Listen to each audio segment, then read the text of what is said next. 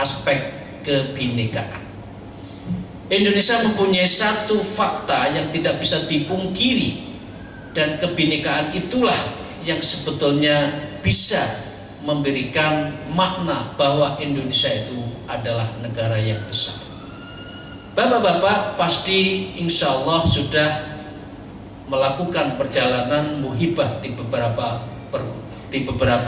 negara di dunia ini, dan saya meyakini, saya sama dengan Bapak Ibu sekalian, tidak ada satupun di dunia ini negara yang sebesar dan sekaya republik yang kita cintai ini, Indonesia Raya itu.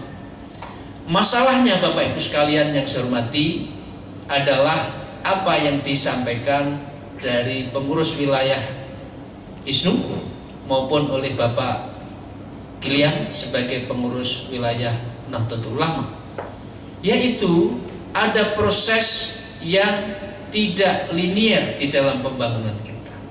Satu sisi negara ini adalah negara yang sangat kaya, tetapi di sisi yang lain masih banyak warga saudara kita yang hidup masih di bawah kemiskinan.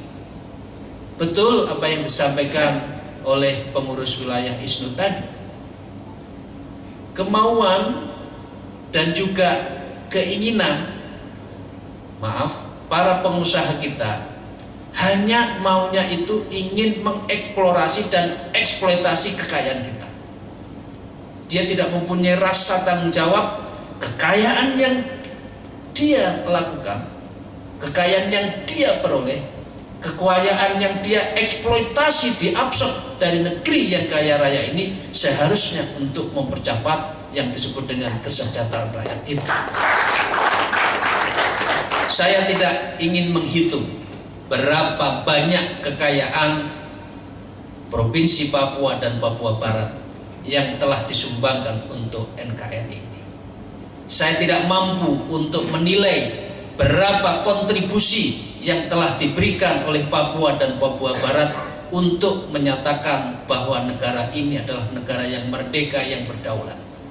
Tetapi sayangnya Bapak Ibu sekalian, kekayaan yang dimiliki oleh Papua Barat tidak sejalan dengan percepatan kesejahteraan itu sendiri, karena banyak para pengusaha yang hanya mengincar kekayaan Papua tapi tidak untuk NKRI, tetapi justru semata-mata kepentingan dia sendiri yang tidak mengerti pada hati nurani rakyat Papua itu sendiri.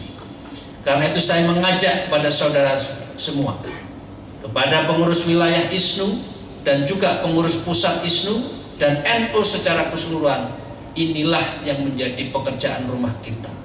Bagaimana mengelola kekayaan Papua yang begitu hebat, tetapi di sisi yang lain kesejahteraan harus menjadi tujuan utama, bahwa kita ini adalah mengabdi untuk negeri itu sendiri. Paradigma pembangunan ini perlu kita lakukan, karena tidak mungkin sebuah percepatan pertumbuhan ekonomi, katakan 6,3% setiap tahunnya pertumbuhan ekonomi ini berjalan di republik kita cintai, tetapi 6,3% pertumbuhan pro growth, tetapi tidak dibarengi dengan pro poor, yang tidak dibarengi dengan peningkatan kesejahteraan itu.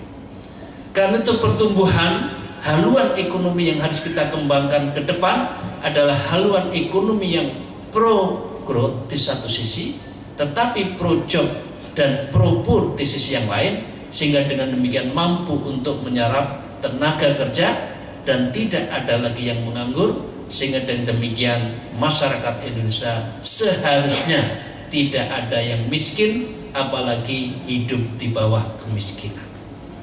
Ini penting untuk kita camkan bersama.